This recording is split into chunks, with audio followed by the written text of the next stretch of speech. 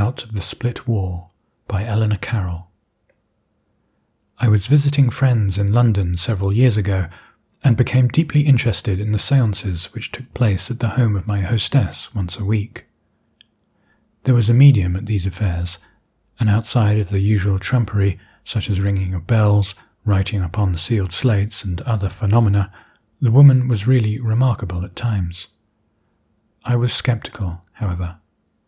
So long as a loophole for fraud existed, I could not believe that any of it was genuine, despite several staggering revelations of facts that, I thought, were known only to myself.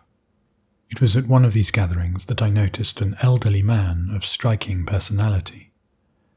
He had a quiet, thoughtful manner, deep, earnest eyes, and a face that seldom smiled, yet one that held a peace which few men possess. I asked my hostess who he was, and a thrill passed through me at her reply. "I'm sure you've read of Arnold Symington, the great chemist of this country," she said with a smile. "Dr. Arnold Symington," I exclaimed. "Indeed, I do know of him, and nothing would give me more pleasure than to meet him. Does a man with such a brain as his believe in all this?" And I swept the room with my hand, not realizing how uncomplimentary my words sounded. But my friend only laughed. "Suppose you let him tell you what he thinks," she answered. And then she led me across the room and introduced me to the doctor. After a few moments of conversation, I repeated my question to him. "Do you really believe in psychic phenomena, doctor?" I asked. He looked at me with a sad smile, passing his hand over his brow. "I don't always believe in these séances," he answered slowly, "but perhaps it is because I have seen and heard things far more convincing. Yes, dear lady, I know such things are quite possible, and if you'd like to hear a story, a terrible story, I should be glad to tell it to you." I eagerly begged him to relate it. He beckoned for me to follow him, and led me into a quiet little room some distance from the one in which our friends were gathered. Drawing a chair for me before the fire, he sank into one just opposite, and fixed his eyes upon the smouldering coals. "Some years ago, I became engrossed in my work to such an extent that I yearned for solitude," he began slowly. "I requested my solicitor to secure for me the most isolated spot in the kingdom, where I might work undisturbed, with only my assistant as companion. I had other reasons for desiring to be alone, but that has nothing to do with the story. When my solicitor returned from his search, he described the estate he had secured, and added that the house was a dilapidated old manor house, which had been in a certain family for hundreds of years. It was 10 miles distant from the nearest neighbour, and was still habitable. He explained thoroughly the ominous reputation of the place, saying that not one of the remaining members of the family would dare enter it. Of course, I scoffed at the statement. I did not believe in the supernatural in those days. It was a cool night when I arrived at the little station some 2 miles from my property. Philip, my assistant, had reached the place the day before, and had already carried out enough supplies to last us for several weeks. He met me at the station, and we walked slowly toward the estate. I enjoyed the wild and rugged aspect of the surroundings. Now and then a night-bird piped mournfully, and several fleet-footed animals crossed our path. About a mile down the road, we turned into a lane, narrow and overgrown with weeds and neglected shrubbery, and Philip informed me I was now upon my newly acquired property, but that it was yet a mile to the house. This was soon reached, and I could scarcely suppress an exclamation of delight when the old manor house loomed before us. It was a low, rambling structure built of grey stone, completely covered with moss and ivy. The ancient door had no protecting shelter above it, and we entered directly into a spacious hall, at the end of which was an enormous fireplace, blackened with age and the smokes of many fires. A time-worn staircase led directly to the room that Philip had prepared for me, and I went there at once to refresh myself before exploring further. I entered a large room with 4 windows and several doors, before I could see a smaller room which might easily be converted into a laboratory. My room was completely furnished in a period of several centuries past. The large bed was of solid mahogany. Directly opposite it, and built into the wall like a shrine, was a massive box, which appeared to me, in the wavering light of several candles, to be made of pewter. I afterwards discovered it was solid silver, tarnished with age, and I was amazed it had not been taken away by its former owners, or stolen. Alas, I was yet to learn its secret. I crossed to the peculiar box and examined it with interest. The carving upon it was curious, and seemed to form hieroglyphics of a language I had never seen, although I am quite a linguist. There was no lock upon it, although the entire front looked as if it had been made to let down, and there was a highly ornate handle at the top. I pulled at this, but it did not move. I had to smother my curiosity temporarily, but I decided that I would inspect the box carefully the next day. I took a sponge bath, changed my clothes, then went down to inspect the lower rooms. Philip met me and threw open the door of the dining salon. I call it a salon because it was more than an ordinary room. It was very large and wainscoted with oak to the ceiling, and upon the walls hung many curious implements of warfare of an age long past. Above the mantel hung a picture which attracted my attention. It was a woman's head, and had evidently been the work of a famous master. The eyes were what fascinated me most.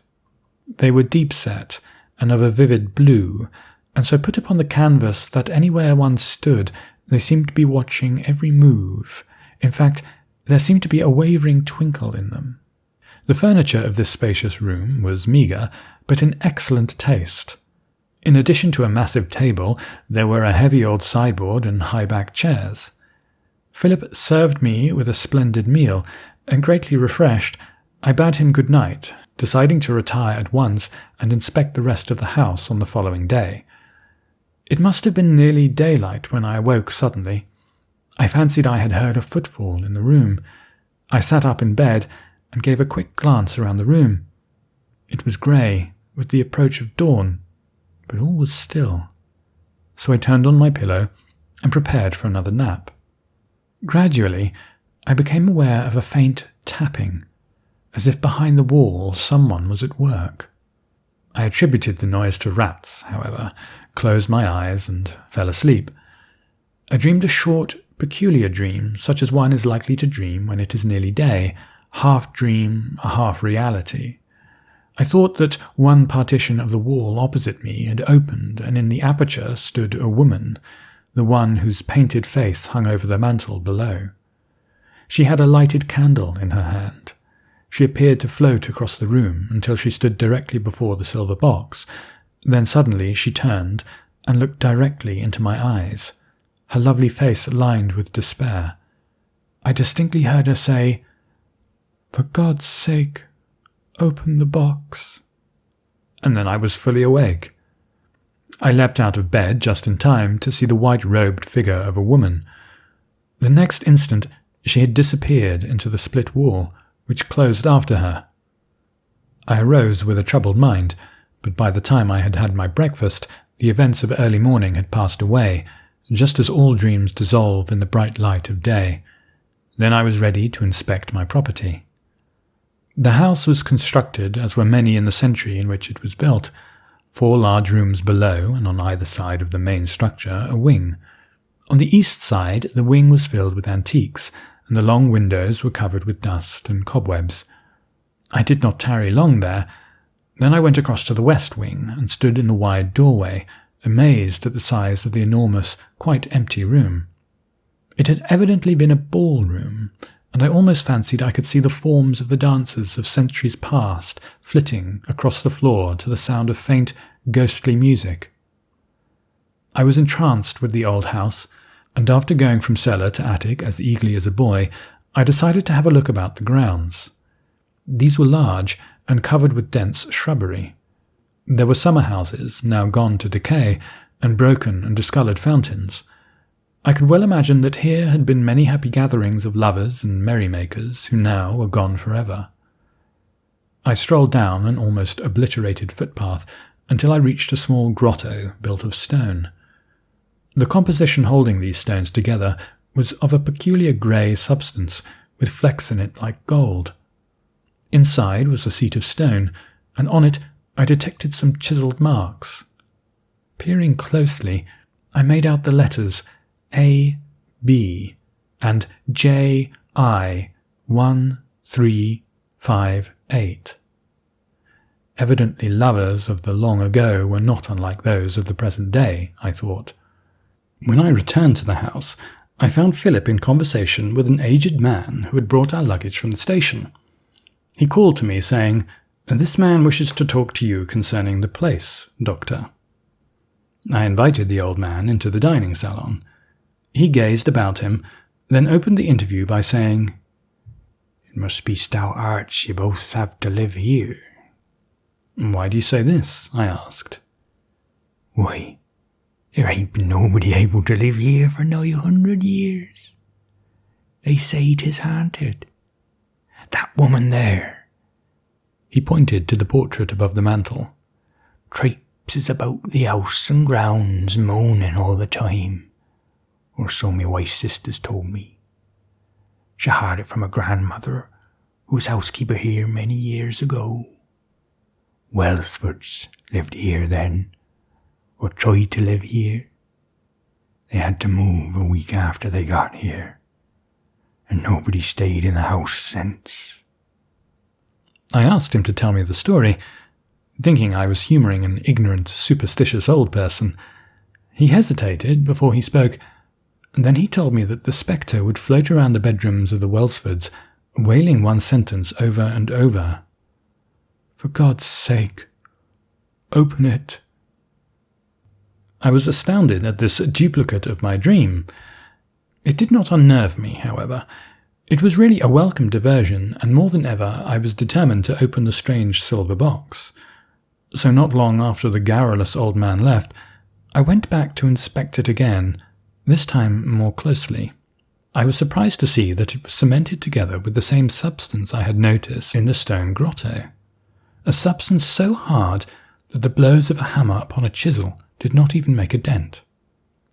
I spoke to Philip of my curiosity concerning the box, and together we decided to compound a chemical later on which would melt this cement. But for a time the box was forgotten.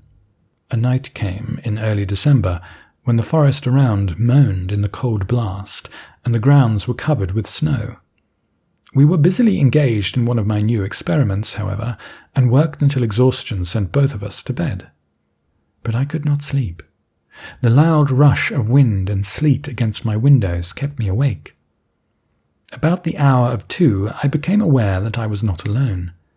I felt a chill in the room, a chill not caused by the cold air, an intangible something I could not define. I sat up in bed, my eyes fixed upon a form that stood at the foot of my bed.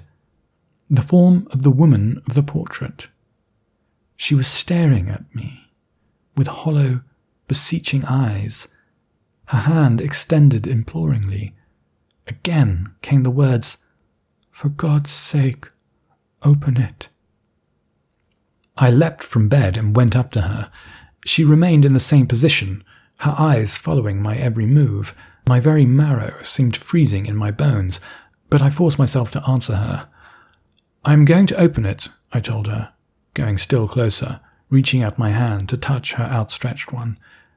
But just then I felt a terrific impact and fell to the floor.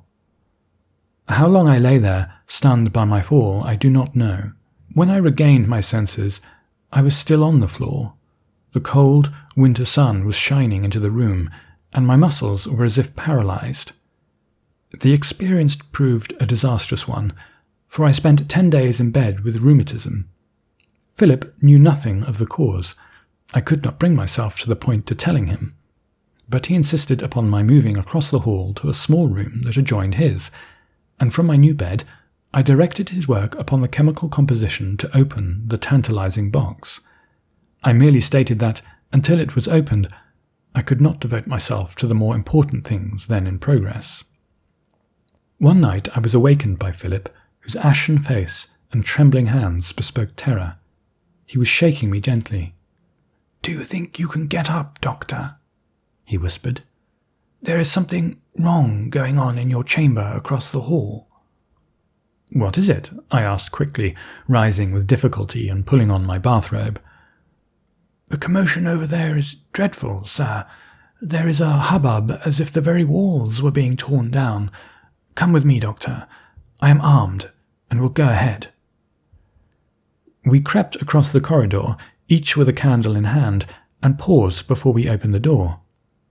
All was quiet within, so I pushed the door open and we went in. A scene of destruction met my eyes. The huge bed was thrown over to one side, the mirror above the chest was shattered from one end to the other, and my books were thrown helter-skelter. Nothing was as it had been, except the silver box in the wall. Philip and I looked at each other. "Let us get away from here," he said. "I've heard tales of this old house and laughed at them, Doctor, but human hands never move that bed. Let us leave tonight." "No, Philip," I answered firmly. "I am going to open that box before I leave this place if it's the last deed of my life. Tomorrow we will make that attempt. Surely you'll stand by me." He made no reply, but followed me back to our quarters. I went to bed again, but I could not sleep. How it happened, I do not know, but suddenly I was in that old ballroom below, in the midst of a crowd of gaily dressed men and women of several centuries past. There were festivities of some nature in progress. I saw the woman of the portrait, who seemed to be the centre of the assembly, and beside her stood a man whose face I did not like, an evil, leering face. He watched her closely, with a suspicious glance, and often she looked longingly toward the window. Suddenly a face appeared at the casement. It was a young man of perhaps 25, I should say, a fair-haired youth with sunny curls worn long and tied back with a riband. His eyes were those of a poet, soft, dark, and dreamy. The woman saw him. I observed a signal pass between them, and with a hasty glance around the room, she slipped from the door into the court outside. It was not the gloomy, dilapidated court that I had become familiar with. The fountains were playing merrily, and gorgeous flowers were in bloom. She stole down the flagstone walk, holding her trailing garments with a small, jewelled hand. She hurried down to the grotto, I following closely. The youth was there, and I watched him take her in his arms, heard him say, "My beloved, at last, at last." Her beautiful hands strayed to his hair. "Oh, Arthur, the years have been so long, so long. See, there it is, our broken troth." And she pointed to the letters carved on the stone seat. "Arthur Beasley and Janice Inglehart," she murmured. Then I heard a sound outside the grotto, and saw the evil-faced man peering in upon the lovers, and in a flash I knew I was looking at a scene in which I had once taken part. Then it all faded. I seemed to be transported into the old manor house once more. The halls were now deserted, silence everywhere. Now I was in a room which I recognized as my former bedroom. The beautiful Janice was there, and she evidently suffered under some mental strain, for she was wringing her lovely white hands together.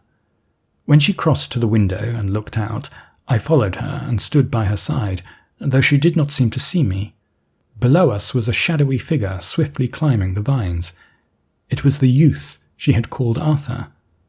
A moment later, he was in the room and had taken her in his arms. "Hasten, beloved," I heard him implore her, but she delayed for a moment, her hand stroking his hair, her dreamy eyes upon his eager face. I was under some terrible tension and kept watching the door. I saw it open softly, unobserved by the two lovers, and the evil, dark-faced man came in stealthily. In his hand he held a terrific knife, wide of blade, sharp as a razor. I tried to warn the lovers, but not a sound issued from my frozen lips. He was directly behind them. He raised his arm. With one stroke of that gleaming sword, he had cut the youth's fair head from his shoulders, and with it the white hand of the woman. The next instant I lost consciousness. I awoke with a start. The sun was high in the heavens now, and a mechanical glance at my watch showed me the hour was 10 o'clock. My head ached, and my limbs felt like lead. I called Philip, but there was no answer. I arose and dressed hastily, went out into the hall, and discovered that the door of the haunted room was opened. I hurried inside. Philip, who had evidently been testing the chemical on the silver box, lay on the floor, unconscious. The silver box was open. I rushed over to it, gave one glance, and then shrieked aloud, for inside, on a velvet cushion, reposed the fair head of the youth of my dreams, mummified but still recognizable, and upon the golden curls rested lovingly a small white hand covered with jewels. Dr. Symington paused at the conclusion of his horrible story, his chin resting on his clasped hands, his deep grey eyes fastened on my startled countenance. For a tense moment, neither of us spoke. I finally found my voice. You said you had seen this Arthur Beasley somewhere, before your vision at the manor, Dr. Symington. Can you explain why you thought this? I asked, waiting breathlessly for his reply. There was a long pause. Then came his answer, crisp and decided. I do not think so now. I know. I was Arthur Beasley, and there is no doubt in my mind about it.